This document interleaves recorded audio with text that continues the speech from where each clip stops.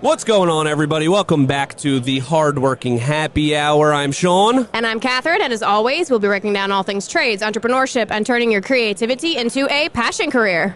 And this week, we have a very special guest at a very special place. Yeah! Kevin Choquette. Choquette, but good try. Oh, that's pretty close. Choquette, okay. Yeah, pretty close. Kevin Choquette of Ravin Builders. Chocolat, actually, as Shane would say from Ultimate Tech I'm going to Shop. go with that. Yeah, I like That that. is I do what I'm like going that. to refer to you from It might now have been until Wade. eternity. So, we're also worth mentioning, we are at JLC Live in Rhode Island. Yes. We're recording this live at the Decorators booth on top.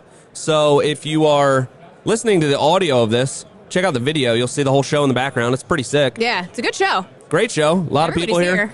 Everybody's here. It's been seen a lot of cool stuff. Yeah. It's interesting because it's kind of like a regional show, but pretty much everybody, like a lot of people come in for it. Like RR Buildings was here, the Build Network was here, so it's cool to see those guys. Oh, yeah, definitely. But anyway, Kevin's also here. I am. Kevin's here, but you're from here. I am. So I'm from here. I'm born and raised in Rhode Island. I run my business in Southern Rhode Island. Really? So JLC just happens to be right in my backyard, which is convenient because it's a great show. And this year we have a fantastic turnout. It's really been a good time. I'm looking forward to today being the last day of the exhibition and being able to see some more stuff. And so you were born and raised in Rhode Island? I was. I would have never guessed that with the accent. You don't have, a normally, typical so usually Island when I'm accent. traveling, people ask me if I'm from Boston, and I could try to explain that I'm from Rhode Island, but then they don't know where that is. So then I just agree that, yes, I am from Boston. Is it actually an island? Rhode Island is not an island. Okay. It is not. Okay. Interesting. False advertising. We are Yeah. extremely landlocked here. Okay. That's good, because I was going to get nervous. Feel trapped like a demonized rat being surrounded by water in Rhode Island, but we have exit points. We do have Off the exit island? points. Yeah, Okay, we do have exit perfect. points, but we have quite a bit of coastline, so Okay. a lot of ocean touching us. Nice. Yeah. Okay, Nice. okay. All right, well, let's get into the episode, because I'm pretty excited to break down a couple things here. Yeah. We met you for the first time, Deck Expo 2021. Yeah. I gotta be correct. Dallas. Dallas, Texas. Dallas, Yeah. yeah. Now, when we met you there, that was, I don't know if did you have Ravin Builders yet? I know you weren't really doing content yet. You were like in a transition point, right? Yeah, so I've been in the trades for officially 20 years. I've worked a lot of different jobs. I've owned a lot of smaller companies, as a subcontractor, servicing homeowners.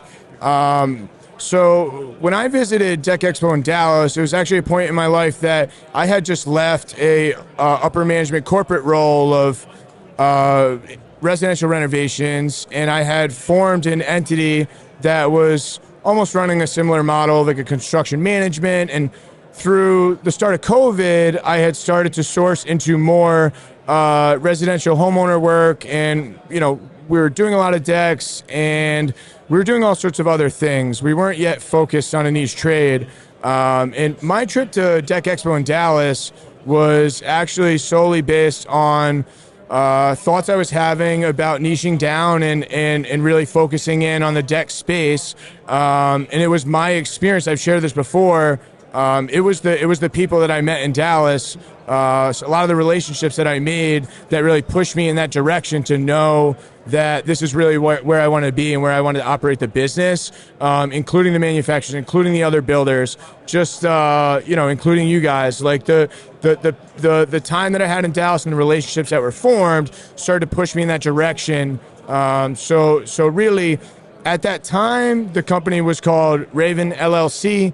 The name actually comes from, my name is Kevin, my wife's name is Rachel, and when I formed the entity, I was in a vicious non-compete for the company that I was employed by, so I formed a shell company to run a side hustle out of that I felt I was safe, that I wasn't violating that non-compete. So we had formed a pretty quick name, so I just rebranded it to Ravin Builders. We didn't yet fully harness, this deck company or whatever that may be, and I don't know if that'll ever be the fact. I think we'll probably, at this point, stick with the brand we have, but at this point, we don't perform any other work unless it's attached to a deck. We'll do sliders, windows, a little bit of siding, whatever, as long as it abuts a project that we're building an outdoor space. Yeah.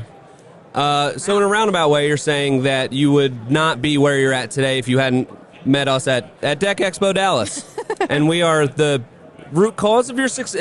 Is that what you said? Is that a honestly, root cause part of of your what you're success? saying is probably true, because I do believe that everything, plays a role.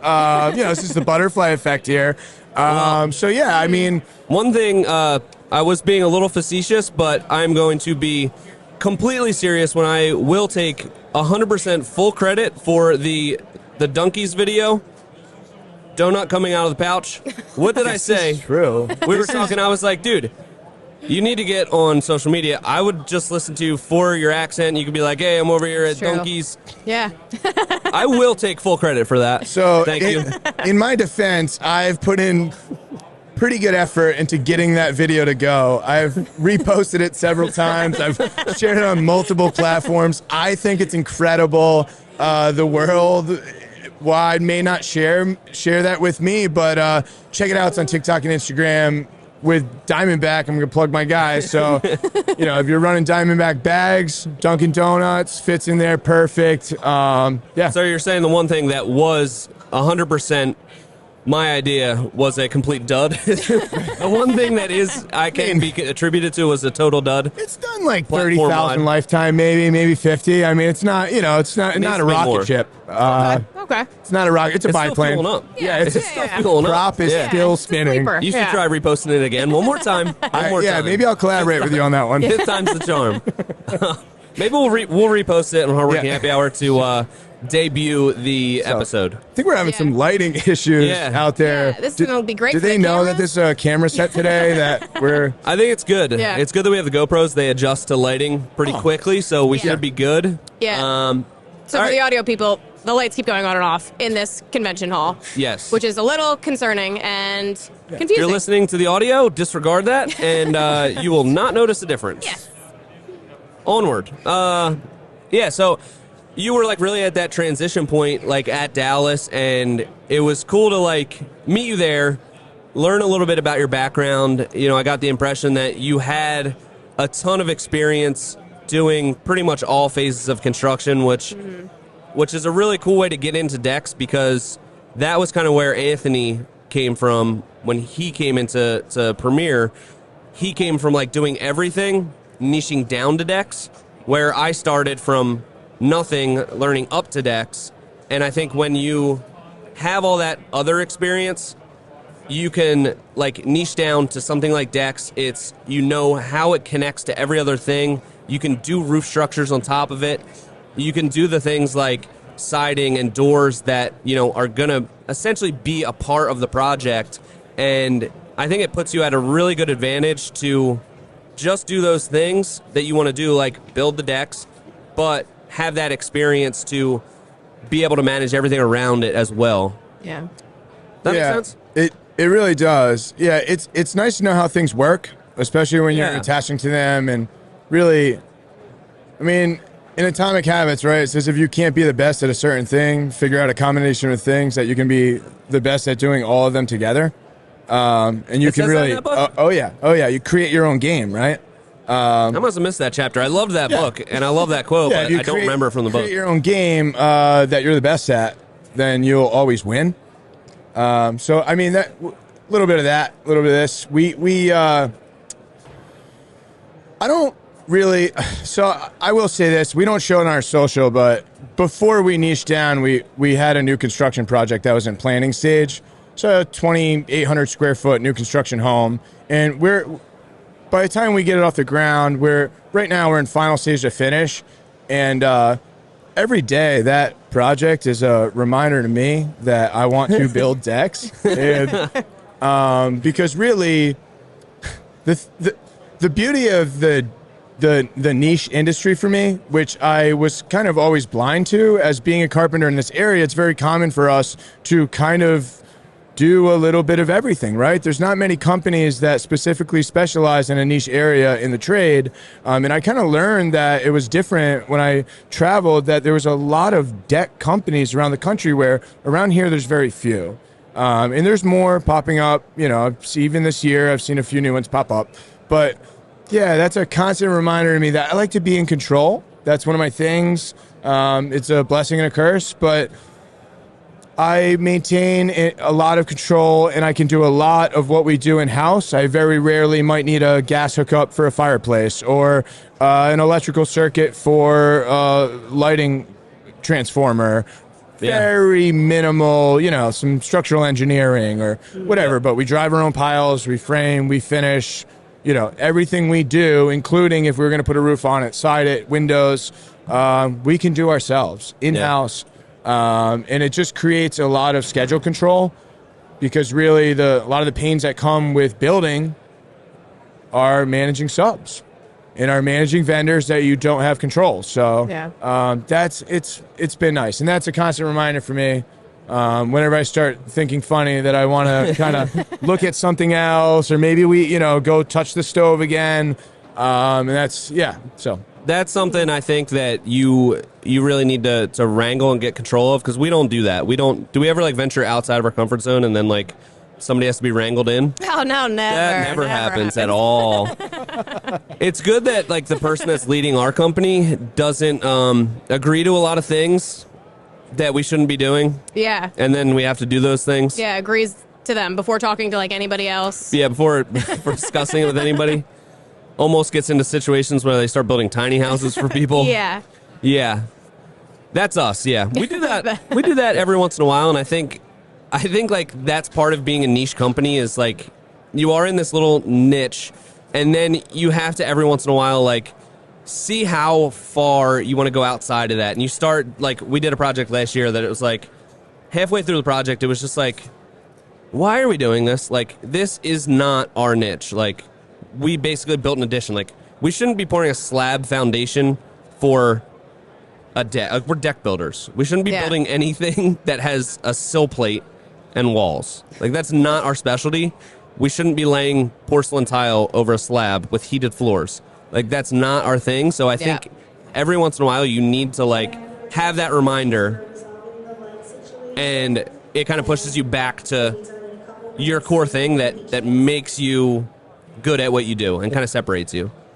Yeah, so for all the people listening, at least they did just get an update on the light situation that they said they're working through it. It's going to be a couple of minutes. Yeah. So even for the audio side, they'll now have confirmed Yes. that. But yeah, I totally agree. The strength in my company and the value that we can provide is that we build specific jobs that are our style, and that we can systematically invent our own processes for the way that we build those jobs, and become efficient and provide a high level of quality and a great customer process.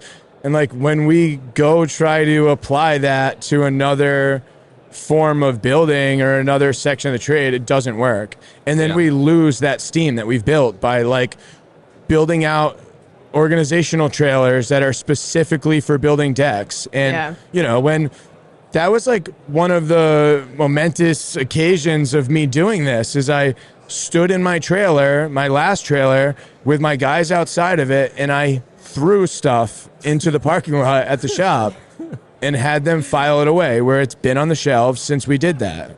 And I no longer have to bring buckets and boxes and bags of all these miscellaneous tools that we don't want, so we can actually see what we have in our trailer and find what we need and put it where it goes, and which is a struggle on its own, but it's part of what we're trying to do here, is be organized and efficient, so it shows in our product.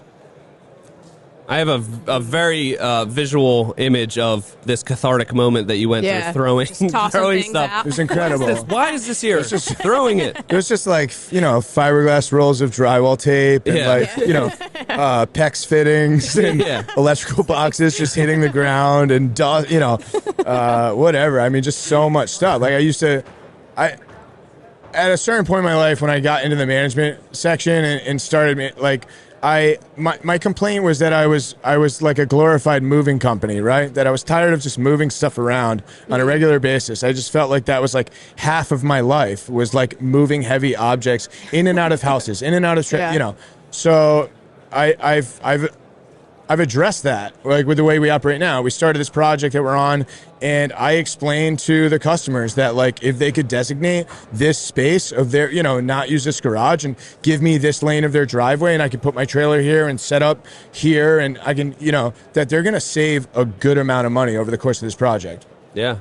Because that efficiency, every morning and every afternoon, and even like when your table setups are right behind the trailer and you need a bit or you need, you know, and it's right there and they know where it is. Like you're talking about, you know, a 4-man crew, like we're saving 10, 20, 30 man hours a week through that organization and just being where we need to be and being set up right. And so I didn't always used to work like that. And there's a lot of value in it.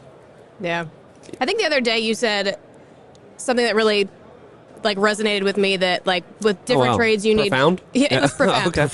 Okay. But you said something like other trades or like specific. For hardscaping you need like a ton of money, a ton of equipment. For a deck builder you just need $5,000 worth of tools, and a trailer is included in that $5,000, and you can really run an efficient deck building business. And that's so true. If you just have everything, the couple of things you need, everything where you need it, it's like it's a starter package. If you can get a trailer for $1,000, you can buy like and this was talking to a hardscaper, because it's like it was a hardscaper that, you know, is really well established, and they're like, we want to start doing some decks, and I'm like, every time I talk to a hardscaper, I'm like, you'll get the hang of it in like 1 or 2 jobs, and you'll realize it's a lot easier than doing hardscapes. Everything doesn't weigh as much. You can like estimate it so much more efficiently. You can charge more money for it. And instead of like doing a hardscape where you need like, most companies probably have like a $300,000 setup with a $100,000 dump truck, a huge trailer, $90,000 skid steer, another $90,000 excavator, just to do pavers, where you could legit miter saw, table saw, circular saw. You could get like a setup to build a professional level deck for like $5,000. You know, agreed. Yeah. We have expanded beyond that, both of us, I would imagine. I've pushed that. Just spent $12,000 on a new trailer, but it's the second trailer we've had, but it's big. It's 8.5 by 16, so you know you can get like a starter package that's a lot smaller and kind of work into it. But I think it's cool that all the tools for deck building aren't super expensive. It's not cost prohibitive to get into it. Then it's just knowing what are those little specialty tools that I need. How do I use them? Because I think that's the thing with the industry that's changing and requires people to niche down, is every product that you install has its own methods, has its own little tools. It's not just like it was in the 90s where it's like you're basically like a framer building a deck. It's like it's a frame and it's wood decking. Bing, bang, boom, we're out. Now it's like the level that's expected is so high, you have to know the material, have to know the installation, and it requires you to specialize to really be competitive. Yeah. We actually just built a new trailer as well, and we were kind of side by side doing that. Sean did give me a little push on that one, because as soon as I saw the inside of his trailer empty, I immediately wanted to upgrade our size. We actually have a mini skid steer that I wanted to be able to not have to take a separate trailer for the mini skid, because it's a pain in the butt to tow 2 trailers to every job, even though now we do that anyways, because we found that having a storage trailer for materials and shovels and rakes and all that kind of stuff is cool. But yeah, I mean, we have a lot of tools. We have a lot of specialty stuff. I like stuff and I like tools. So that is a lot of it. But I'm always trying to drive efficiency and drive quality. And if there's anything I value tools by productivity raised and quality raised, right? So there's something that can do that over a period of time and can make us money and provide a better, experience for the team. Because I worked for some companies growing up that really didn't give us the resources that I feel like I try to give my guys, because nobody wants to hate doing the work that they're doing because they're not being supplied with like the tools that, like, just like when I was in a management role, right? And they'd want me to accomplish these tasks, but wouldn't give me the resources required to like move these mountains that they wanted moved. It's frustrating, right? So just like my guys, I like to supply them with everything they need to work comfortably, and even with that trailer build, like I was so excited to like put refreshments in it and like really get it set up, because we're working through the winter. It's 10 degrees out, and like we have a heated trailer that you can make a hot chocolate or a coffee or microwave a meal that's like actually in there. Like if you don't bring a lunch or whatever, or you eat your lunch and you're hungry, just go in the trailer and like get like a bowl or something and warm it up. And I thought that was like really important for like our culture to, you work in an office building, like there's like a kitchen where you can like go get a snack or something, and like why are we not living like that if we have the means to do it? Yeah. We should do that, because you just pulled a microwave out in like the middle of the yard the other day. I saw that. It was pretty cool though. That was nice. It was a nice shot. It was like having a picnic. Yeah. He was having a picnic by myself. And I didn't realize like I'm out there in the middle of the lawn, because I was like, do I go bring that extension cord to the microwave or bring the microwave to the extension cord? And I chose the second one. And as I'm just laying there on the ground next to the microwave, doing a little Instagram story, and then I realized at the same time everyone else was filming me, because I must have looked kind of funny. And but it was nice. It was a nice moment, and I'm glad I took that moment to rest. But it would also be nice to... I wish that you had gotten your trailer and started your build like a day earlier. Because you literally went out and bought a trailer like the day after I did, I think. Yep. You were like, I was ready to buy a trailer. I saw I'm doing it right now. Right. But having the like power setup in it, you got what, a couple solar panels? Yeah, I have 4 100-watt panels, 2 100 amp hour batteries, and an inverter. So I got a trailer that was pre-wired for shore power. Yeah. So it came with like a 40 amp box with 2 circuits. Okay. Which was like a must for me, because I didn't want to have to strip walls to like wire it. Yeah. So that way we have all our charger banks mounted on the wall, plugged in, and we can also, if we are running air, we run the high pressure nailers, which is like a DC brushless motor. They're super efficient compressors. We can just plug it right in the trailer. So traditionally we're plugged into shore power. We tell the client that the trailer's getting plugged in. Yeah. I think we raised our last client's electricity bill through the winter like $300 a month or something for the build. Yeah. But it was a known fact that our tools, our batteries, our adhesives need to stay above freezing. Yeah. So it's just not, the trailer is insulated for maximum efficiency. We don't keep it at 80. We keep it at 40 or 50. Overnight, just to keep everything so we have charged batteries in the morning and we can operate. Yeah. So we have a solar backup, which is kind of cool, because I can unplug the trailer and it still runs, or if we do blow a breaker, it doesn't shut the job site down. And I have like moved the trailer with like the heat on, and like all the batteries are charging. Yeah. And we've also done, if we roll up to a job for a day and we don't have the heat on, like we do not have to plug it in. We could just run it out in the street and charge it when I get home, or solar will trickle it. Yeah, it's cool. Yeah. That's awesome. That sounds so nice. I like what you said about all the things that you let the client know beforehand, and it's similar to what we do. Like we say, we're going to have a tool trailer here. We're going to eventually need a dumpster, but I think it sounds like what you do is really say, like, evaluate the site, think it through and say, okay, not only are we going to need a tool trailer parked here, we're going to need this spot. The dumpster's going to go here. Like, really walk them through, like, where everything's going to go, exactly what you need. Like, do you need the whole driveway? Lay that out way before you get there, so it's not like you pull up and you're like, knock on the door like, hey, you need to get out of the driveway. Like, I think that's a really interesting thing to lay out and say, we're going to need a tool trailer. That's going to go in the driveway here. We're going to need access to park here in the driveway. We're going to need the driveway. Don't park in the driveway. This is our driveway now. Yeah. I think that's really an interesting thing to do, because I think the more that you can set the expectation of those like minor inconveniences, as long as you lay them out ahead of time, it's not a problem. And it's usually not a problem if you just say, hey, we're going to need a dumpster here for a week. But I think it just improves the experience just that little bit more, that they know what to expect and there's no surprises. It's not like, oh, geez, I'm not going to be able to unload my groceries right into the garage. You know, they know that going in and it's not a surprise. I think that's interesting.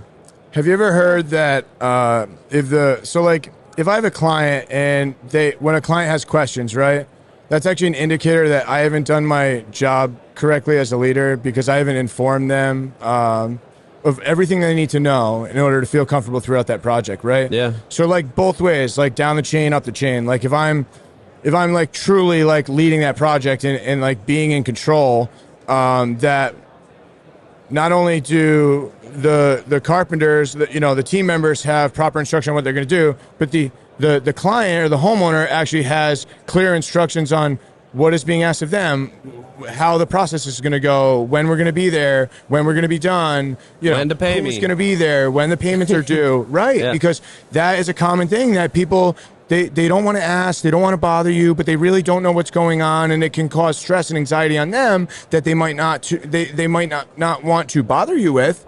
But then it's creating, a less enjoyable process for them, for us to be around. Like, I like when we have clients that miss us when we're gone. Yeah. And that happens very, very often, where people are like, I can't believe, or just really like the kids or the pets. I always bond with the pets when we're on the site. I like dogs. You know what I mean? Do you ever steal the animals? I never take them home. Okay. But I actually have left my animals with clients. Like, so we just had that big project where we built that monstrous steel and project out in Connecticut. And they are personal friends of mine, but they got to bond. So they have a dog. I was bringing my dog to the site. They have a ton of acreage, and they were bringing my dog on hikes, and these two dogs were bonding. And then shortly after, we went to Cabo. Yeah. So we went to Cabo for Decorative Pro Summit, and they actually reached out to me and asked if they could have Piper while we were away. So she went back to the ranch and spent the time. We were getting photos the whole time of them in the river, hiking, playing in the mud, doing the thing, awesome. Sleeping on the couch, So I have left, not taken. We should think about that at the end of every job. Just gift the homeowner with a live animal. It's like, it's been really great doing this job for you. We've really bonded. Here's your new family member. Here is, and it can be a different one every time. Like, here's a duck. Yeah. They're like, what do I do with the duck? It's yours. Whatever you want. Yeah. I like it. You can eat it. You can take care of it. Whatever. Yeah, I think that's one thing that our job sites are lacking is more animals. Yes. You've had some animals, though.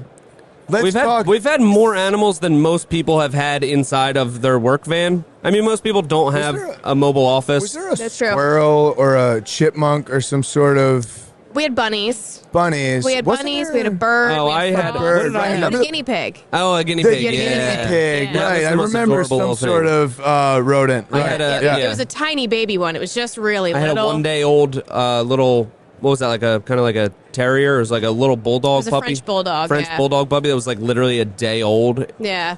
That job had lots of animals. That was like on a farm. Job had like most of the animals that we encountered. Yeah. So I did find a baby bunny when we were demoing a project. Screen is actually just posted. It was like a big covered porch with glass in the gable. They posted it yesterday. But when I found this little baby bunny, there was nobody else around, no mom or dad, and it really just didn't want it. Like I tried shooing it away in the bushes, and it just stood there and looked at me. So I was like, yeah. All right, let's go. You know what I mean? So I picked him up. He was chilling. I had him in my little hoodie pocket or whatever. Of course, got a couple shots in the pouch. And he was pretty much just chilling out for a while until. Is he with you here at the show? He's not. He's at home. Okay. Yeah. Nice. It is Did you weird. keep him? What happened? I did not. No, I released him to the wild. Okay. So he's probably dead. Well, I would hope that mom and dad came and found him, or at least mom. I don't really know how the family orientation of bunnies is, but one of the custodial parents. Maybe he came from a broken home. Who knows? Poor guy. Yeah, when we found the bunnies, I had both of them. They just sat for so long. And then I was like, oh, this is great. I just have 2 pet bunnies now. These are definitely mine. And then all of a sudden they turned out like they just freaked out. They were like, they turned into like jumping beans where they were definitely wild animals. So I was like, this isn't fun anymore. Yeah. Did you have them back at your house at that point? Was that? Yeah. When they were in the van with me, I just had them in the van all day, and they just sat. Wherever I placed them, they just sat. What's the thing with? I feel like it's like a common knowledge thing that like you shouldn't touch bunnies because then the No, that's mother, not true. Is that a myth? That's a myth. Yeah. That like their mother will reject them if they have your that's scent not on bunnies. it. I think that's something else, but it's not for bunnies. That might be like marsupials of some sort. Yeah. Maybe a I think kangaroo. it's more like a bird thing, maybe. Okay. So the bird thing that was not good. The other we did have the bird thing. We did have a live bird. That was when you're not supposed to touch it. Yeah. The MCC turned into an animal hospital. I think you're supposed to touch birds. But that was a full-grown bird, so he was on his own. He was on his own. Making his way downtown. Flew into a window, and as soon as he flew into the window and was on the ground, like one was definitely had passed on. Yeah. The other one was alive, and Jose said maybe he need a water, and we're like, Jose, it's ridiculous. He just flew into the glass wall. No, he has a concussion of some sort. We bring him into the van for like 3 hours. He's just laying there. Finally, it's like we give him like a tiny little cap full of water. Immediately perks right up, flies out of the van. It's like, yeah, Jose was right. All he needed was like the smallest amount of water, and he was completely cured. We let him go, and that was fun. Yeah, that was a fun day. Yeah. Yeah. Pooped on that one of our new Premier Outdoor Living shirts. Yeah. Did you have a bird funeral for the other one, like in the office? I was one of the pallbearers. I was one of the bird bearers. Yeah. Yeah. We were pretty sure he was dead. We weren't 100% though, so we just took him into the woods and laid him to rest. Oh, yeah. Correct, yeah. We didn't bury him, just in case. Understood, yeah. You know, you gotta, just in case. Just in case one of those wild bunnies we were talking about gets hungry, they could still eat it. The meat was still fresh. Sure, yeah. So, how do we get onto these topics? I don't know. Jeez, it's really some hard-hitting stuff this week. It is. It's gotten heavy here. It's gotten really heavy. The lights are back on, but it's dark. Yeah. Speaking of which, since we just went from a very heavy topic, I think it's worth talking about. You are a sober carpenter. Yeah, so I would prefer to so if I would tell you that I'm like in recovery. Okay. Because so I did have some substance abuse issues throughout my life, really from a young age, right? And so part of my journey has been entering recovery. Like I had a process, and through that process, I was in the trades, and I lived in with addiction in the trades for a long time, like many other people. Right? It was not I was not the odd one out in most of these scenarios. Although it just took me to a place where I could no longer operate really in any form at where I was at. So I'll be coming up on 9 years in July. Wow. Congratulations. Yeah, thank you. So, and I'm still engaged in recovery. Yeah.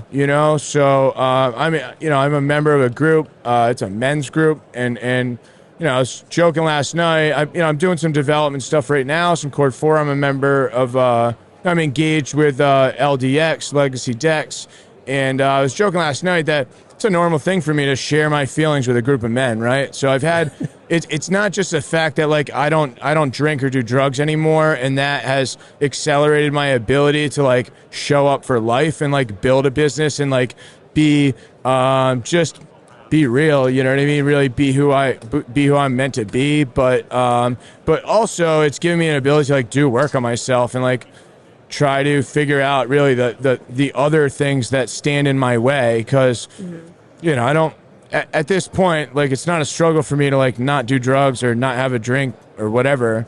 For me, it's like the other stuff, right, that gets in my way. So yeah, I mean, I guess, and I've done some other podcasts where we've talked about this, and you guys asked if I want to touch on it, and I do, because I think it's important that people know that I'm reachable, and that if they have questions about that, or they think they might be have issues, or that they know somebody, or they just really just have questions about really what my process looked like or like what my life looks like now, then I'm more than willing to talk about that like with anybody. So I feel like you have to have an incredible amount of self-awareness when you're working through addiction, and that has to be an asset for like being a business owner. That has to like help. Oh yeah, and especially like because, I mean, my number one right now in my life is like be like, obviously like be like the best like business owner, but you know I've found that I'm not really that excited about, you know, I came from a corporate role and my last position, like when I opened this business and started to scale it, like the last thing, I mean, God bless her, like my wife did our workers' comp audit yesterday while I was here. Like those are the things, like people ask me all the time, oh my God, you swing a hammer all day and you do the social media. Like, yeah, but like that's like pretty much all I do. Like Cody's here right now, always supporting the business, and like she really took on all the tasks that like I don't want to do, which is like shout out to Cody. Shout out to Cody. Like she's the rock. And like so for me, like I just I've had the ability to like try to become a better leader, right? And a lot of that is like looking inward, because if you really want to figure out how to lead, you got to figure out how to inspire. And if you want to figure out how to inspire, you have to be somebody that's an inspirational person, right? Not somebody that motivates with money or motivates with, like threatens, you know, threat, whatever. And like, honestly, like I was raised in an era of the trades where like I got screamed at for a decade. Right? Yeah. And I could never do right. And I was never good enough. And that's how I was treated. That's how I was raised in the trades. And like that, it was in my core when I became, you know, maybe not a couple years ago, but still, and I'm working through that. It's like, that's how I was brought up, right? Is that if somebody wasn't operating or producing in the correct manner, that you would like really tell them in like a not motivating way. Right. And so that's my challenges. And I've used a lot of, you know, I'm engaging in the core 4 stuff. And like, I read as much as I can and listen to books about just trying to improve. So today my struggle is not doing drugs, but it's like myself, you know what I mean? And but like you said, like that is those awareness skills and like really like motivation to like grow and be better and like have evidence that like if I apply like some principles in my life that it'll be easier for me to live. Yeah. Yeah. It is true. I've seen the evidence of that. So right. It's cool. Yeah. It's funny. Some people haven't ever worked for a company like that, like an old school company where just everybody's getting screamed at, and it shows. I think it's good. It does. I think like everyone needs that experience like really a little bit. Yeah. Like Ant comes from that side. Like Ant is like some of the people that have worked at Premier Outdoor Living never worked at a place where they're getting screamed at all the time, and it showed. It's like you need to go somewhere. Like this is your only experience of construction. Like this is from like that perspective. Our company is like a joke. Like everyone has it so easy. I'm never screaming. And like most people in construction, they have at least worked for a company where it's like, yeah, you were getting screamed at, cursed at every day, and it was just like a part of the job. Mm-hmm. And I think it is useful to like work for somebody like that. And there is sometimes like, you know, the people that like, I don't mean it in like a, we need like a scared straight kind of like a week crash course of like where you just get your mental beat down for a week. So like every other job just feels like a walk in the park, like Disneyland. Yeah. Like I worked for somebody that they were like a little bit old school, and they weren't like yelling, like berating you, but it was like, you know, when it was time to like you were cutting roof sheathing or whatever, he was screaming out measurements from the roof. Like, you need to be paying attention. You need to be, like, ready to go. Have your tape measure out, like, you know, and he'll yell at you, like, say, what are you doing? Like, you know, you're acting like an idiot. I need that piece. What are you doing? And, like, it's not really in, like, a harassment way, because at the end of the day, it's like, you know, they just expect a certain level from you. I don't operate and lead like that, but I think it did help me to, like, you know, hey, there's a time where it's time to get stuff done, and you need to stop joking around, and you need to, like, pay attention. And you need to do this so that I can stay efficient. I think it's good to have a little bit of that experience. And it's also good to have like some of those stories of like a really crazy boss that just screams all the time. Makes you appreciate like somebody like you. Yeah. It's difficult to be sensitive when you're in the trades. Yeah. And I'm like really sensitive. Do you know what I mean? And a lot of my guys are too. So it's you got to figure it out. You have to just figure said you're out in two men's groups, so yeah. Sounds like you're in touch with your emotions, which is you leadership quality. Yeah. Yeah, I'm not. I mean, all that tough guy stuff. You know, I don't really think it gets you that far. You look tough though. Well, I mean, you don't have to. You have to look tough and be tough. Yeah, one or the other will do. Yeah, just one or the other. You know what I mean? I'm tough, and I just don't look. I look soft, but I am tough. Yeah. Since I don't have the tough look, I have to act tough. Yeah. No, I think it's interesting to hear a lot of like your leadership, kind of like ideologies and how you come to these conclusions, and a lot of it sounds like kind of the extreme ownership stuff. Like, everything. And I've always been like that. Like, everything at the end of the day is always my fault. I'm the one that's in charge. Whether somebody did something that, like, they weren't doing their job, that part of the thing is their fault, but it's my fault for not, seeing that beforehand and training them up, not seeing that before I hired them and, bringing them into the company, not communicating with them properly when I saw signs of this, behavior before. So to some extent, like, it doesn't do you any good to just blame another person. It's like, that's fine, but the only way that you can improve for the future is looking at what did I do here that I could do differently. That's the only thing that's going to improve you and make the situation better in the future. So I love that you look at a lot of stuff from that perspective, like, up and down the chain, like you said, like with the clients and with your employees. Like, if the client has a lot of questions and like seems confused, that's my fault. If somebody isn't like performing up to the standards that I want on my crew, that's my fault. Whether it's I didn't train them or I didn't coach them or they just don't have it and I hired them, that's your fault. You know what I mean? I love that mentality, and I think you have to have the growth that you're having. Yeah. That makes sense? Yeah, absolutely.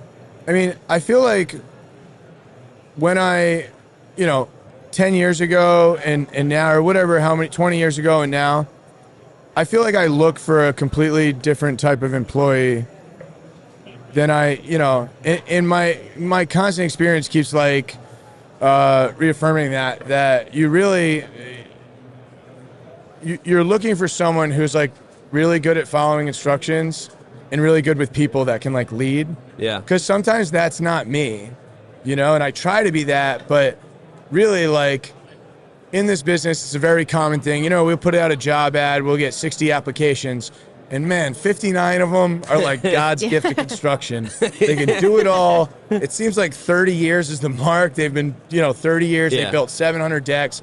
We get on a call with them and I'm like, give me some deck, experience or whatever. I mean, you could ask them what kind of decking, no answer. What kind of fasteners, no answer.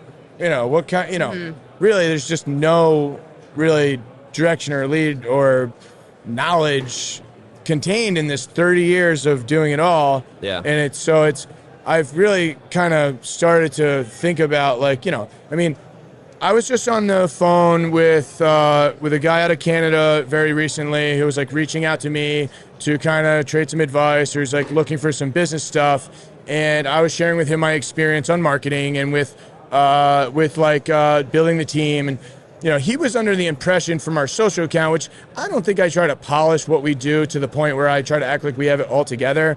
I really keep it very raw. I edit stuff rarely. But he thought that like every guy on our team is like a pro, like tenured deck builder. Yeah. Right? So like my guys come from, one of them was a roofer for 25 years. The other one is like a younger guy and he comes from like siding, landscaping, and snow plowing. Like another guy has been like kicking around the trades for a little while, but worked a whole bunch of different jobs and has just really never been given the ability to like run the saw, run the drill, like install that instead of just hand me that. And like, so really we're like a ragtag team of like guys just trying to figure it out. And like, I was going to say earlier, like when we met, like I installed a deck very differently 2 years ago than I do today. Yeah. And it's not because I figured out all this new stuff.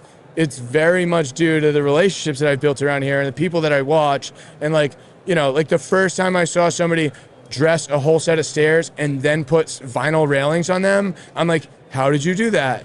Yeah. They're like steel structural sleeves with the, you know, and I'm like, oh, like the things that I've used to put railings on cement steps, but never thought that I can install all my railings the same way, whether they're aluminum, whether they're vinyl or composite or whatever. I'm like, that's how we do it now, you know, and it's like changed because now we frame the same way, everything we frame for railings. And, you know, so it's just stuff like that. Like you never really know what's going on and that somebody has it all figured out or like that, you know, it is construction. Understand this is every single account you see, every single job, there is mistakes being made, time being lost, you know, changes being made in the fly. Like that is construction and it happens everywhere. Yeah. I'm always surprised when like people come up to me and they're like, man, you guys are like killing it. You guys got it all together. And I'm like, I try as hard as possible to like really show pretty much all of our mistakes. Yeah. And people still think we have it together. I don't think we really capture all of them, but I feel like every day like, wow, we need to figure something out today. Everything has gone awry. How did we get into this situation? And that is part of just like being a business owner. Like you can't be prepared for every situation. You just have to have the mentality like problems will come up. No, they won't. Because why? It's just a solution we haven't found yet. Because there's no such thing as a problem, actually. There's no such thing as a problem. That's the mentality that you need to have. Like, there's no growth. If you don't have problems that come up and you learn how to work through them, there's no growth. You have to learn how to work through problems in order to grow. I think there's the type of people that, like, set out a plan, and as soon as one thing, like, is a hiccup in that plan, and now they have to, like, freestyle a little bit to get back to the plan, they kind of lose it. And there's the other people that are like, here's the end goal, here's kind of the path of how we're going to get there, and here's our plan, but they have that in their mind that things are going to come up, and we're not going to have, like, a textbook answer. It's going to have to be, like, let's figure it out. Like, with business problems and with construction problems, like, that's going to happen all the time, and as long as you go into it with the attitude of they will come up, we will get through them, there's no such thing as a problem, it's just a solution we haven't found yet, I think you're going to be in a better position, and you're going to be a lot less stressed out. Yeah. True. This is my 2 cents. Last year, I put the wrong color down on a deck. How big? It was probably like 300 square feet. It wasn't a giant. Maybe it was a little bigger than that. Maybe like 400. Oh, yeah. She was not happy because we laid the whole field and went home, and then she came home the wrong color. What color was it? What was she going for? It was Sierra and Slate. It was supposed to be Tundra and Sierra. But honestly, what happened was so the color did get changed. It was written up. It was written up as being Sierra and Slate, and they had changed their mind to Tundra and Sierra. But I hadn't changed my software. I'd only changed my notes, or I had already done the takeoff before I changed it in the software for the proposal. Yeah. So when I called it out, I called out the wrong color. But it was just really funny how it happened. It was last year. I think it was like summertime. And, these Facebook groups or whatever. So there had just been like a conversation like the day before of someone like spouting off about how they don't make mistakes. And it was literally to like the fine dial of like that they don't like, they never have like cut a board wrong or something, or, like just some like complete bullshit exaggeration. Oh, can I say that? That they don't make mistakes. And if you do, like you're in the wrong business, or like you need to like be better, whatever. And I pretty much went on my Instagram that day and was like, hey, just checking in here. We put down the wrong color. We're just plucking this whole deck out. It's all perimeter cut, track sawed, everything. So we're just going to, load that up and put it at the shop. But I'll tell you what, the customer was really probably willing to live with it. Yeah. Like, I think she was already like going through the process of, because I don't think she expected me to just rip it out. Yeah. Because it was beautiful. Yeah. It was really nice. It just was the wrong shade of gray, But yeah, we yanked it out of there and put a new one down. But I shared it on social, and a lot of people reached out to me and were like, dude, that's pretty cool that you would share that. I'm like, I mean, it's not like I get out of bed and decided to be an asshole. We put the wrong color down. Yeah. You know what I mean? It just happened. Yeah. I made a mistake. No kidding. I've made millions of them. I think one of the things that really helps me deal with a lot of the mistakes we make, I just go into it with the mentality of, all right, well, at least this is a good storyline. We'll create a good video about it. Sure. Like when things go completely sideways, it's not like, oh God, again. It's like, oh, perfect. This video is probably going to be a little boring. Good thing we made a huge mistake and we have something to talk about. Have you ever heard of like a roofing company like roofing the wrong house? Oh, it happens all the time. So like I said, like at least we put the deck on the right house. It's the wrong color, but at least we're not like next door, where she's like, hey, are you guys starting today? We're just putting the last screw in. I saw a thing where they demoed a house. Oh. They demoed the wrong house. I don't think anyone was like actually living in it. I think it was like somewhere unoccupied, but like it wasn't supposed to get torn down. It was next to the house that they were supposed to tear down, and they tore down the wrong house. I was going to say, I saw on the news they built a deck on the wrong house, and the people were home who like knew they weren't supposed to be getting a deck, and they just didn't say anything. They just like let it be built. They were like out with like lawn chairs, like eating popcorn. Sick, free deck, thanks guys. And did they started like giving them a hard time about the color? You guys Finders have to keepers? pay us a little bit because like you didn't say anything and you knew that we were building on the wrong house? Yeah, I think there was some sort of legality like, behind it, but do you think that still comes with a warranty? Like if there's a product failure or something, they're like, hey, can you come back and button up these railings? They're getting a little bit loose. The craftsmanship here is not up to my standards. A couple other things one thing I wanted to mention, or just ask, I guess, is I imagine the guy that used to be a roofer is probably a great employee. Yeah, so that's Josh, or Prison Mike. Okay. I started calling him Prison Mike because I figured out when it started to get warm out that he wears a bandana during the summertime. Nice. So we actually snacked up some, Cody picked up some purple bandanas, and I made it mandatory that no other colors are allowed. Love that. Just awesome. Especially for like gang related, because the other ones are primarily. I think purple's kind of like purple's I believe it's the Latin Kings. If I'm it is. Correct. It is. So, but yeah, just purple. Prison Mike, and then actually a new development on that is figured out his middle name. It's Mike. Whoa, that's my middle name too. I never wanted to share that. I feel like So Prison Mike is. He's our most tenured employee. Okay. And he is absolutely like so reliable to the core. It's just crazy. And he really is just, these are my guys. I have to, if I'm leaving the site, I have to like sternly tell them to pack up and what time to clean up, or they will just keep working. Do you know what I mean? Yeah. And they are salaried employees. All my guys are on salary.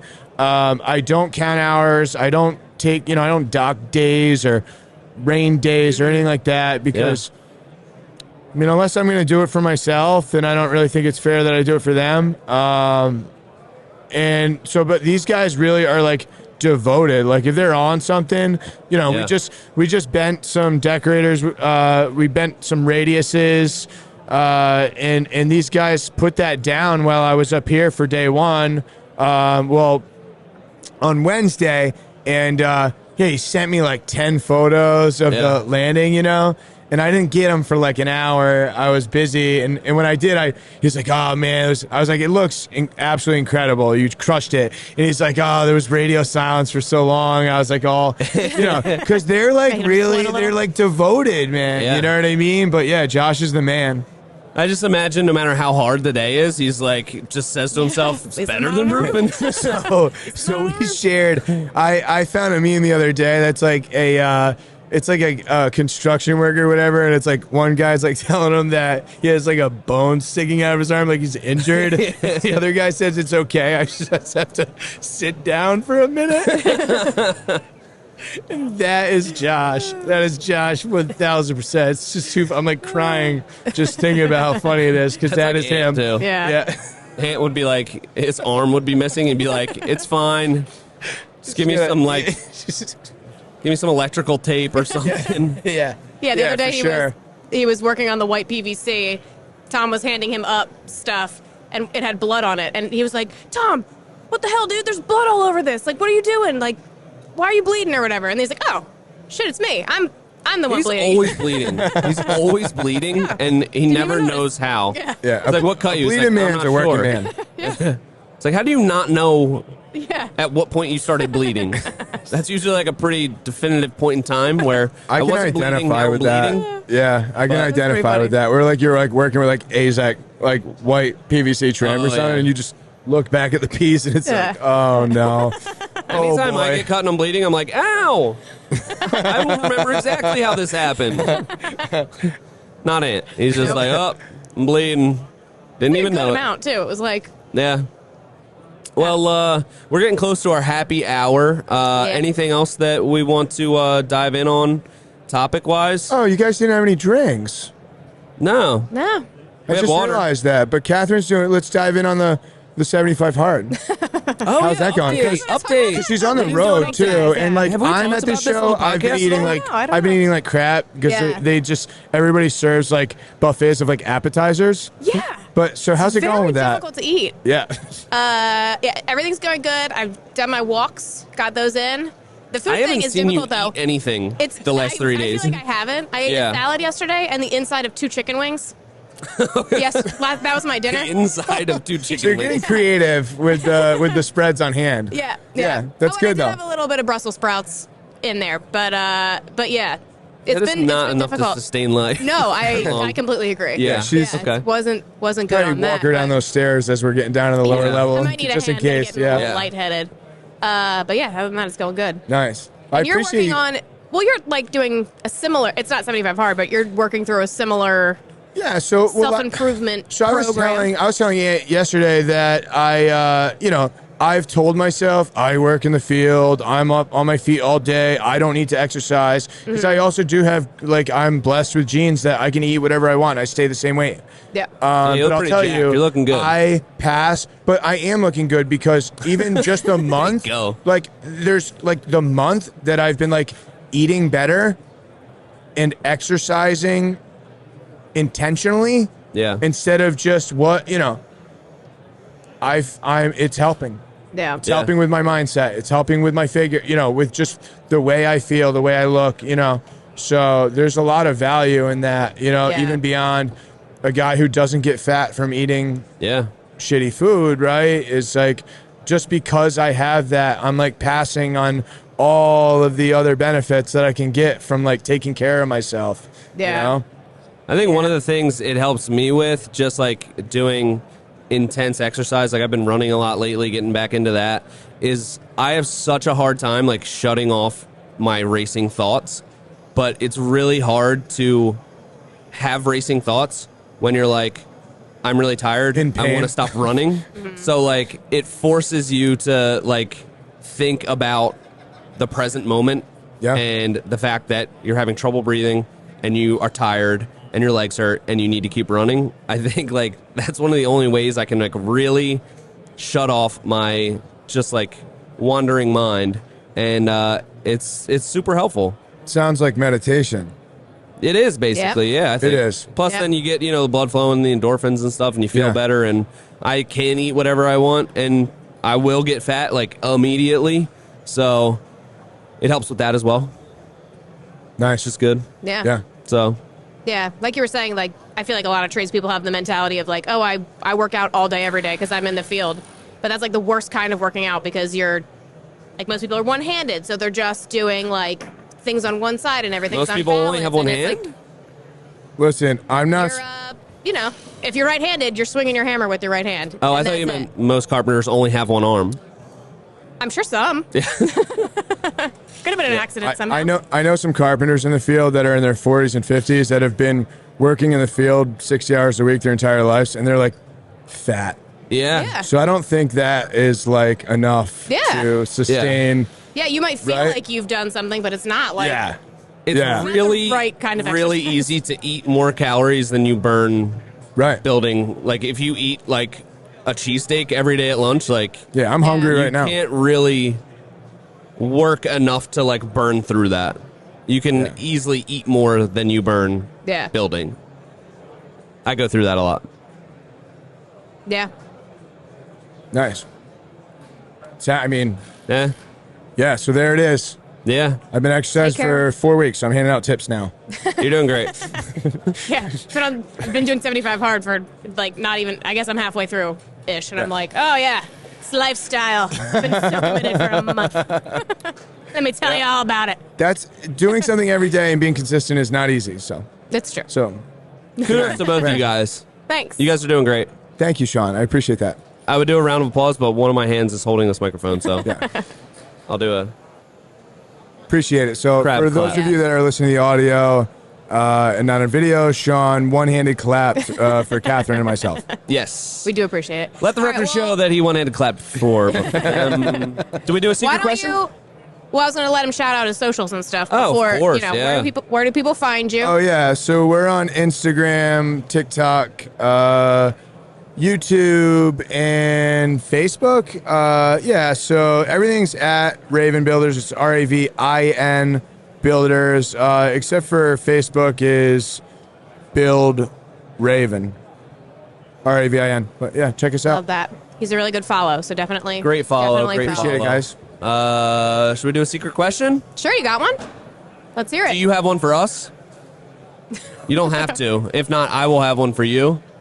Oh, man. All right.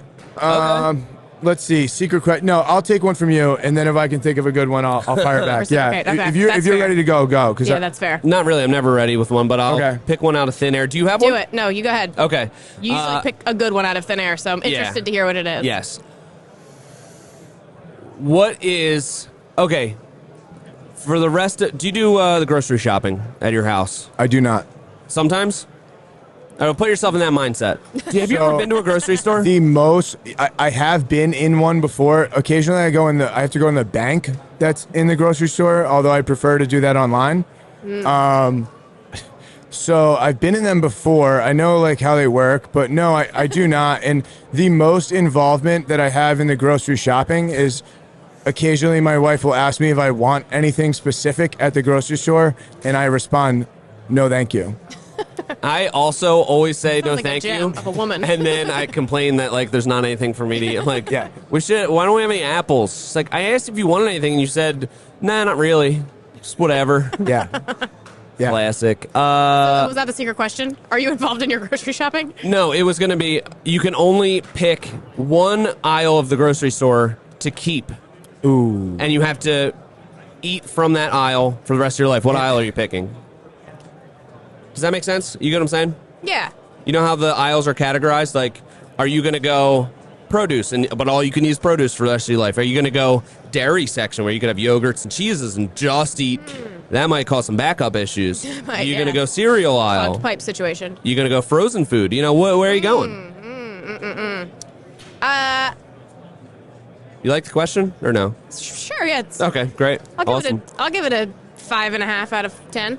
Okay, not bad. Why don't you answer first? Yeah. So, I mean, all I can picture is like when you do walk in the grocery store, and it's not an aisle, but it's like really a big section, and it has like the produce, the deli, it's kind of like all one. But then I just got to think, well, if can I choose the deli? Yeah, you could definitely choose deli. Yeah, because they have like prepared foods and lunch meats and cheeses, and I could live off that. Yeah, there's usually loaves of bread and like there's got to be like good. There's like some like good food in there, like semi. I mean, most grocery stores have leveled up their game on the deli. I'm just gonna say that we get some prepared food when we need a quick meal. Like sometimes but I think we order our groceries online. and You're like not pick even sure. them and like pick them up. Okay. Pretty sure like a guy comes and puts Your them in the grocery car. store experience is way less than I thought it would be. Like you're really like I think when you go into a grocery store, there might be an area where there's like meats. Yeah. Do they have that? Is that a thing? Yeah.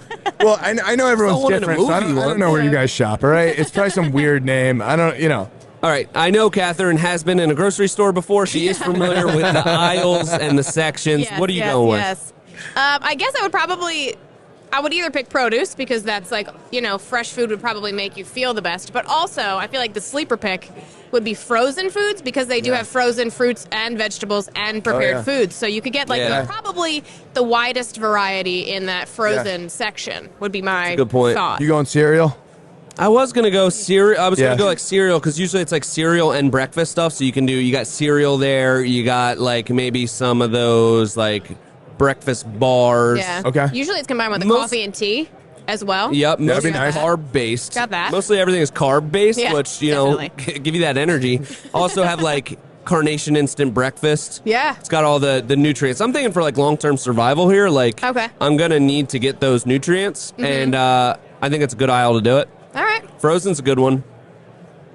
I'd be interested to hear a health report after a year of only consuming deli meats.